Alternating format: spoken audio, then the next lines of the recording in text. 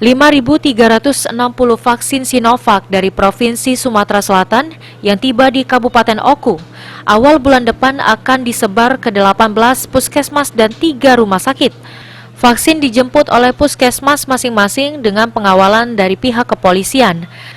Sekretaris Dinas Kesehatan Kabupaten Oku, Rozali, mengungkapkan jika vaksin tersebut harus segera tiba di puskesmas paling lambat Senin. Menurut Rozali, di seluruh rumah sakit dan puskesmas sudah disiapkan lemari pendingin dengan suhu kurang dari 6 derajat Celcius. Hal tersebut dilakukan karena vaksin Sinovac tidak boleh berada di luar ruangan pendingin lebih dari 10 menit. Selanjutnya akan divaksinkan kepada seluruh tenaga kesehatan melalui puskesmas dan rumah sakit.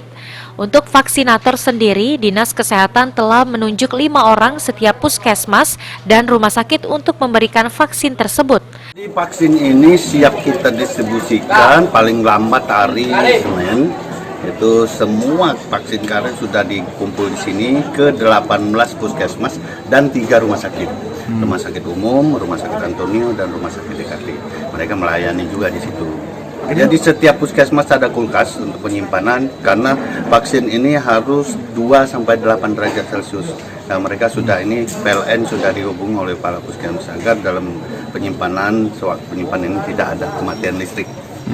Makanya kita distribusikan ke puskesmas itu lama-lama hari Senin. Ditakutkan di puskesmas itu ada mati lampu dan sebagainya. Kalau di sini mantap, di sini ada genset gitu.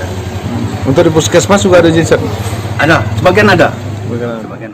Selain menyiapkan lemari pendingin, Dinas Kesehatan juga sudah menyiapkan mesin generator di setiap puskesmas.